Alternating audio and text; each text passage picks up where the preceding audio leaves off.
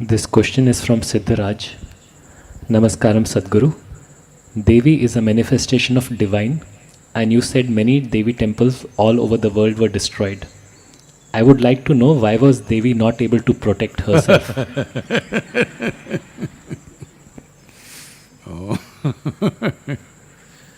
Well, yes, it is a fact that the worship of the divine in the feminine form was hugely prevalent in the present-day Europe, Arabia, Central Asia, all these places. But it has managed to live only in this part of Asia still. In other places, it's been violently uprooted. Well, maybe a better documented version of uprooting the divine feminine is, all of you have definitely heard of, witch hunting. That term is still being used today. If something unfairly, somebody is being hunted, we say witch hunt. This comes from the term during the time of the Crusades. It is estimated they burnt over 6 million women alive over a period of probably 150 years or 200 years, I'm not very sure about that. But over a period of time, those crusade period, when somebody was very ambitiously spreading their religion, this is what happened. These women who were burnt like this, and many were simply burnt for various other reasons, but it was all just label somebody a witch, that's it, people will burn them down. Even today this practice is still there, unfortunately here and there. So who is a witch? In some way, when a woman displays, she's capable of doing something or knowing something beyond childbearing and cooking, she's a witch. Yes, that's how it was. So generally, the Devi temples always spawned women who are capable of other things. Right now we are breeding a new culture of Bairaginis and Devi sadhakas. The idea is to not just have red devils walking around in the ashram.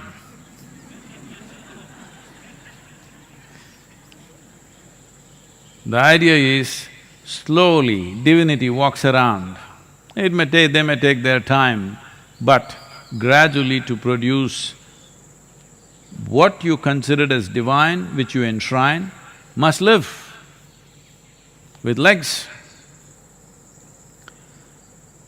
So, the divine feminine has been uprooted simply because the Abrahamic way of religious process is purely male-oriented, it's completely masculine. There is no room for feminine to be anywhere there. It's God and His Son, it's God and His messengers, all male messengers, never female, because they're not reliable. They may say something else, because they may know something else, that's the problem. So, because of this, in Arabia, in Europe, in Central Asia, a lot of destruction happened. But there is not a single village in entire India without a Devi temple. And when I went to Somnath temple, it was destroyed 17 times over by a certain kind of warlord from Afghanistan. 17 times he makes this trip, which is over probably 1500 kilometers.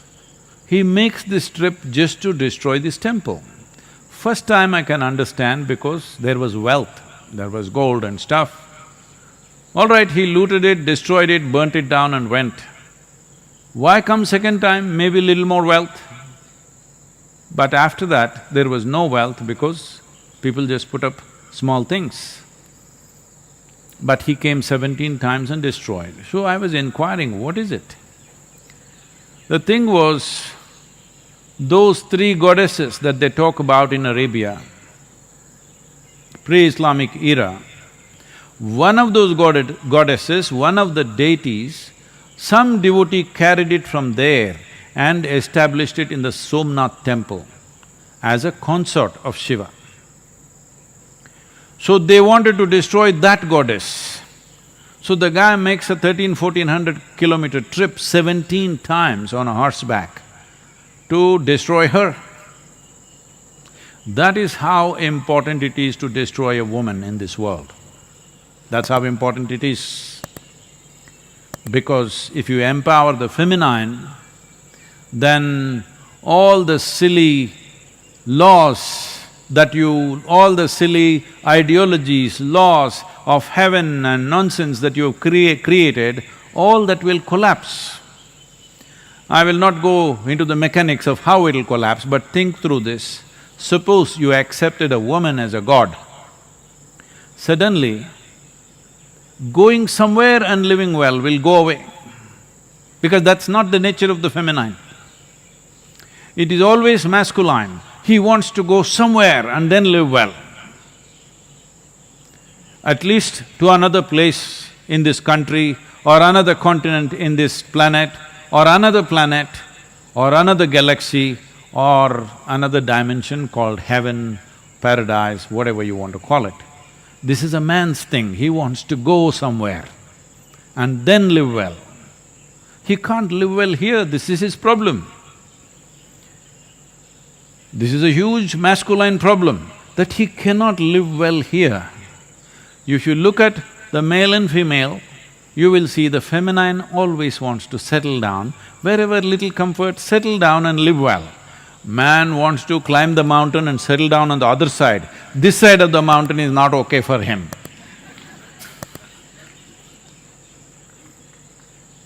So, if you made a male god and a female god and they were together like Shiva, Parvati, something, you will not want to go anywhere. Even Shiva settled down in Kashi because of Parvati. He's a wanderer. But during the winter months after he got married, he found she was finding it very difficult to be in high altitude in Himalayas. For her sake, he came down to Kashi, but then he also started liking it so much. For a long time, he did not go back. So, feminine always brings settling down, masculine wants to propel somewhere. That propelling, too much propelling, we need some propelling, of course.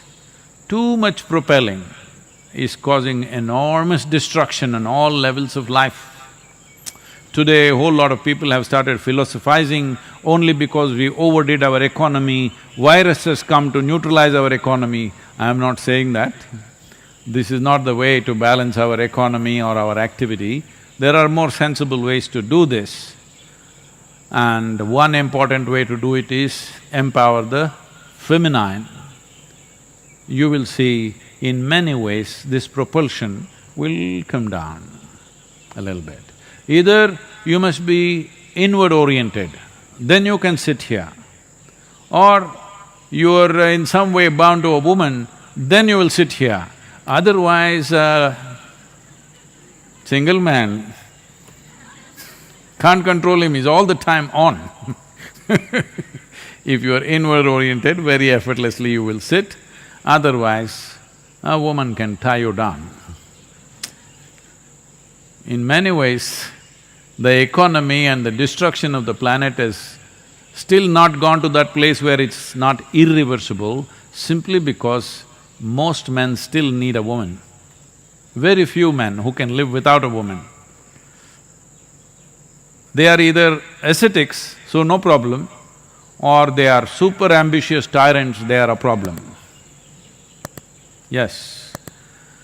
So, has Devi been destroyed? Well, I'm telling you, she's all over this country. In every village, there may be no temple for a male god in a village, but always there is a temple for a Devi. No Tamil Nadu village is without Mari Amman. No Karnataka village is without Mari. Here, there she is Mari, here she is Mari Amman, somewhere else she is Kali. She is good at taking on lots of names. So, why couldn't she take care of herself? This is the nature of a woman, that if it's getting too ugly, she won't be there. She will go and settle where it's conducive. That's exactly what she's done. We must take care of her.